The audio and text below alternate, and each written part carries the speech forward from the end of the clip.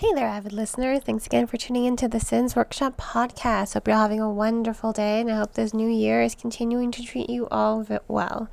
So today we're going to be talking about The Broken Raven by Joseph Elliott. It's a sequel to... It's a sequel to The Good Hawk. This is a novel that I thoroughly loved. I did love it, but I think when you're reading it, it's going to catch you off guard. I read The Good Hawk, or more accurately, I listened to it as an audiobook, the first novel. So the language didn't strike me as odd. The structure and the sound of it flowed. I do love audiobooks for that reason. However, with this novel, I was gifted an ARC from the publisher, so I had to read it. My issue is, it's not really an issue. I just do want to make note of it that a lot of the words are spelled phonetically, the way they sound. And I want to say that that's great in some cases. It makes it more accessible for a lot of readers, and I think the author did that because his main character is autistic. She is an autistic character. A lot of people do call her names that I don't feel comfortable saying, so I'm not going to, but they do call her, I guess I'm going to say the R word. They do call her that quite a lot. But Agatha is probably the best character in this novel. I absolutely love her. She's not without flaws. She is not perfect, but she is fierce, she is formidable, she is clever, she is intelligent, she's strong. And her birth and the way her mind works doesn't make her any less of a person. Now, I think it caught me off guard when I was reading the story, some of these words, and I was just like, what in the world? It did catch me off guard, and it did take me a moment to be like, what is he saying here? But once you understand, and it's not hard to figure out when you're reading it, it's very not hard to figure out what the words are supposed to be. Like I said, they are spelled the way they sound. And I've always thought English is such a weird language, because I'm like, really? That you don't even hear these letters sometimes, So I do think it is really fun and creative and unique to read a story like this. But I do want to note that it may catch a lot of experienced readers off guard. Now, that being said, I think this is a great book and a great series for people who have difficulty reading, people who are young, who are just getting into reading. I think this is a great book for that reason, because it's a breeze to read. I was reading it, and once you figure out, for more experienced readers, once you kind of understand, they're just spelled the way they sound, not all the words, just some of them, it makes it go a lot quicker. So it was a really fast read. It was a really easy read. I definitely do recommend it if you have a family member or child who has difficulty reading. I had a lot of difficulty getting into reading when I was a kid, to the point where all my teachers thought I had a learning disability. But my mom found a book for me. And then that was the end of that. Now I read like 3 books a week. Or I try to. Working a full-time job and having a 1-year-old son does kind of hinder my reading process. But I did want to make note of that for any readers. If you read this book, if you read The Good Hawk, then you are already kind of familiar with it. It does make the reading easier, but it does catch you off guard. I was not expecting that. Not at all, to be perfectly honest with you. Now, that being said, once again, I did enjoy this book. You have Agatha, you have Jamie, and we have a new character. We have Sigrid, who is part of the Daemon's, I guess, clan, you could say. But she doesn't like the king. So, this novel picks up a few months after the Good Hawk. Agatha and Jamie have saved their clan and another clan from the evil demons. And what they also do is, they've haven't quite made it home yet because their home is still under control of an enemy. So they are all living together at the second clan's home, but food is starting to get scarce. Their crops were burned by the demons. So food is very scarce. And it's creating a lot of turmoil and tension between these clans. A lot of them are thankful, like, yeah, we're thankful for you, but we don't want to risk our lives to help you to help you get your home back. They're scared, understandably so. It's not that they're ungrateful, and I don't think any of them are ungrateful, but it is a very high tension situation that all these people have been thrown into. So there are better ways to deal with it than the ways Catriona, who I hate, by the way. I hate her. I despise her with a passion. She is despicable. She is a despicable character. Catriona, Catriona, I don't know. I don't care enough of her to accurately pronounce her name. That is how I feel about her. I do not like her. Not one bit.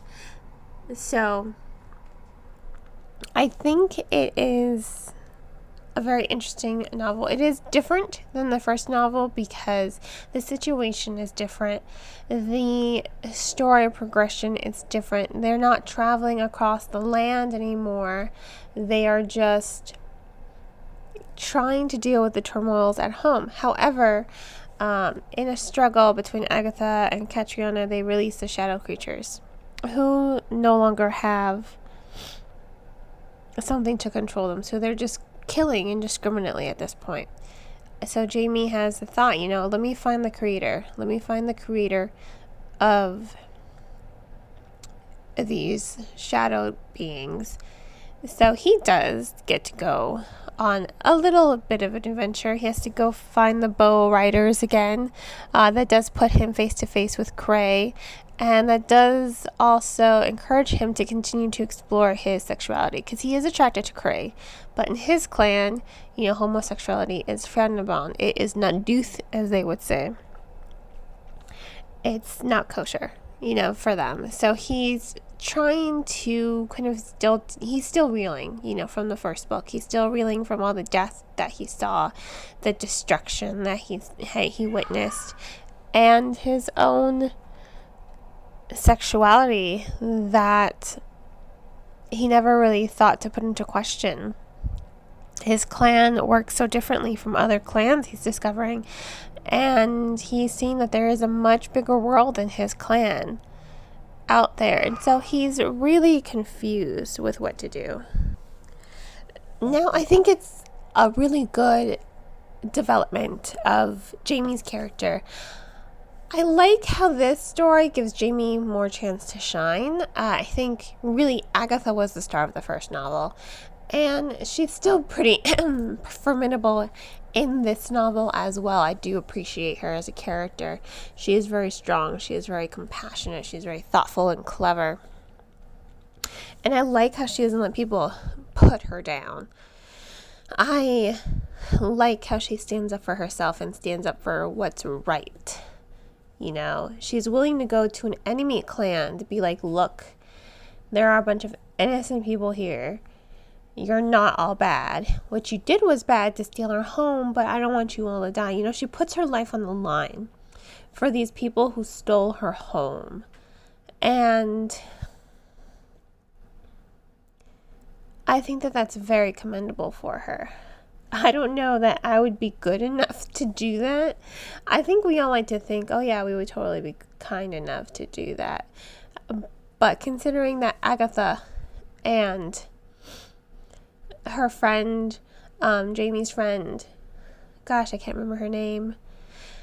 Considering they're the only two people who made this risk, that was interesting. Out of all these people, they're the only two that saw something wrong with it. Now, we have a new character in this story as well. We have Sigrid. She is the new eyes for the king of the Daemons, who had, his eyes clawed out by the bats that Agatha was controlling. He is going to England to team up with the king to kill all these people. He's mad. And the king of England, he just wants to stop a prophecy that says he's going to be killed by a Scotian. So he wants to kill them all as well. And Sigrid, she's just like, she speaks her mind, and they treat her worse than anything. So it's no surprise that she wants to go find these people and warn them of this oncoming invasion. Like, look, they're coming. She risks a lot, and I think Sigrid is a really good character because she's, God, I can't think of the word. She's scruffy, she is a scruffy character. She is thoughtful. She is, she's not like Agatha, and she's not like Jamie. She's more outspoken. She's blunt. She's honest. She is fierce. So I think that is really honorable for her. I really do. And, she does come from a sort of a broken home. The Daemon King, he just takes and takes from his people. So she is put in this position of, well, what should I do? Her mother, she just kind of does whatever her mom tells her, even though she's the one who really cares for her mother. I would say after the death of her father, she had to grow up real fast to take care of her mother and to work, because her mother is just a drunk. She's always looking for the next quick buck so that she can spend it on liquor. So Sigrid has had to grow up real fast. She's about 12, and she's very mature for her age. You can hear it in her voice, in her tone, in her perspective, and that's why I think she stands out. Why she's so different, because this is her. She's had a rough life all her life, not just recently. So she's been forced to grow up rather quickly. And I think her perspective gives something more to the story. It creates this new world that you're seeing. You're seeing as a reader that these Daemons are not all in love with the king, that some of them really do hate him. You're seeing that not all of them are bad, which I think is interesting, because in the first novel it was just they are the enemy, they are all bad, and now you're seeing that there are good people within these communities, and I like to see that. I think it adds more depth to the story, that you're having a lot of characters that are gray. No one's just good, no one's just bad. They all make a lot of questionable choices, but it's the why are they making these questionable choices that makes them either a good person or a bad person.